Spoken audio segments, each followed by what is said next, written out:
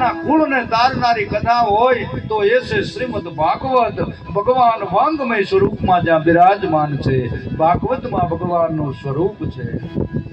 ભગવાન કહે છે કે મારી કથા જે જગ્યા પર થઈ જાય એ ધરતીને તો હું પવિત્ર કરું છું, પણ માણસના હૃદયને પણ પવિત્ર કરું છું. કથામાં સાંભળો ને ત્યાં સુધીમાં તમારું હૃદય પવિત્ર બને છે, કાન પવિત્ર બને, નેત્ર પવિત્ર બને, હૃદય પવિત્ર બને, અને એ છે પાવની ગંગા. અને એટલે જ ભગવાનની કથાને ભાગીરથી ગંગા કહેવામાં આવે છે. જ્ઞાન ગંગા છે આ. જ્ઞાન ગંગામાં હું ને તમે એનું સ્મરણ કરવામાં આવે. અને આ બધું ભાગમાં હોય તો થાય, નગર નો થાય. ભાગમાં હોય તો, ભાગ વગર નો થાય. ડોશીમાં એક જાતા હતા દાદરાએ, એટલે દીકરાને વહુએ કીધું કે માં મને તમે લેતા જાવ ને મારે તમારે હારે આવવું છે.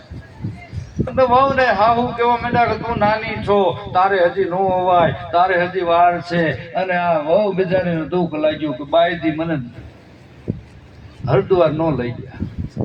મારે ઘણું જાવું હતું ને ઘણો ભાવ હતો, પણ મને લઈ ન ગયા. દુઃખ બિચારીને છે કે કાંઈ વાંધો નહીં. આ બાજુ હાહુ ગંગાના ઘાટ માટે લક્ષ્મણ ઝુલાએ ઉભા રહ્યા અને આ બધી તૈયારી કરતા હતા સ્નાન કરવાની.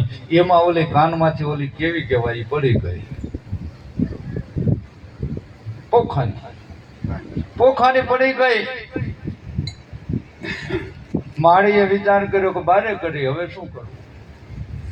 આ 1,60,000 હતા ને ભાવ છે અને આ પોખાની પડી ગઈ, હવે શું કરું. પછી તો બધું કાંઈ કોઈ વસ્તુ એને કાંઈ હાલે નહીં, કોઈ ભાવે નહીં, કાંઈ ખાય નહીં. મારી કે હવે નાવું નથી, આપણા ભાગમાં જ ન હોય, નકર તો આ પોખાની પડે જ છે નહીં. નાયા નહીં મારી. આ બાજુ ઘરે એવું બન્યું, દીકરાને વહુ આગળ આવા ગાંગડા વાળા મીઠા આવતા, માળીઓ બધા આમ લોટા માથે હાંકતા હતા અને એ મીઠાને વગાડતા. હવે તમારે બહુ સમય હારો છે અટાણના બહેનોને, સતા રહી નથી શકતા હરખી રીતે. અટાણની બહેનોને કેવડું સુખ છે આપણે નજરે ભાળી છે, એની વાત નહીં એવું સુખ છે. આમ કરીને આમ દાણો ઠલવી નાખે ને સાપ પાડે તો 10 મિનિટમાં તમારો લોટ તૈયાર. નકર આ માવડિયું મોટી ઉંમરના પૂછો તમે, ઘંટીઓ બિચારા હાંકી હાંકીને વેલા 4 વાગ્યાના તળતા હતા. એને કેવડું દુઃખ હતું. અટાણે તમે મોટર મૂકી દો, આમ સાપ પાડો તો તરત સાસ થઈ જાય. કદાચ 10 લીટરની ગોળી મોટી હોય તો સાસ તરત આમ સાપ પાડોતા થઈ જાય.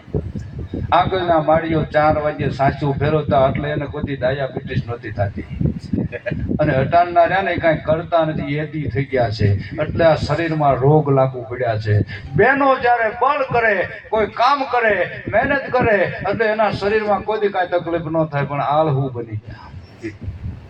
બહેનોને કેવડી જવાબદારી. મોટું આવું મશીન અટાણે હવે આવે છે, આવું આવે છે ને એની વાલપા બધા લુગડા નાખી દે, સાપ પાડે તો બધા ધોવાઈને બહાર નીકળી જાય. હવે તો કઈ એવું આવ્યું ઇસ્ત્રી થઈને બહાર નીકળે. એટલે અમે કીધું તો હવે આખા જેવું તેવું કહેવાય.